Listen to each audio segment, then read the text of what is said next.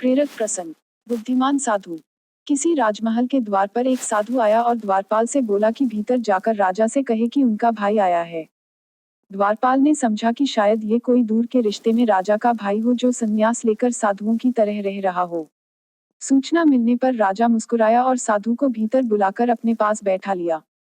साधु ने पूछा, कहो अनुज, क्या हाल चाल है तुम्हारे? मैं ठीक हूँ, आप कैसे हैं भैया? राजा बोला। साधु ने कहा, जिस महल में मैं रहता था वह पुराना और जर्जर हो गया है, कभी भी टूटकर गिर सकता है। मेरे 32 नौकर थे, वे भी एक एक करके चले गए। पांचों रानियां भी वृद्ध हो गईं और अब उनसे कोई काम नहीं होता। यह सुनकर राजा ने साधु को 10 सोने के सिक्के देने का आदेश दिया।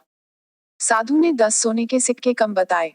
तब राजा ने कहा, इस बार राज्य में सूखा पड़ा है, आप इतने से ही संतोष कर लें। साधु बोला, मेरे साथ 7 समंदर पार चलो, वहां सोने की खदानें हैं। मेरे पैर पड़ते ही समुद्र सूख जाएगा, मेरे पैरों की शक्ति तो आप देख ही चुके हैं। अब राजा ने साधु को 100 सोने के सिक्के देने का आदेश दिया। साधु के जाने के बाद मंत्रियों ने आश्चर्य से पूछा, क्षमा करिएगा राजन, लेकिन जहां तक हम जानते हैं आपका कोई बड़ा भाई नहीं है, फिर आपने इस ठग को इतना इनाम क्यों दिया? राजन ने समझाया, देखो, भाग्य के 2 पहलू होते हैं, राजा और रंक। इस नाते उसने मुझे भाई कहा। जर्जर महल से उसका आश्रय उसके बूढ़े शरीर से था, 32 नौकर उसके दांत थे और 5 वृद्ध रानियां उसकी 5 इंद्रियां हैं।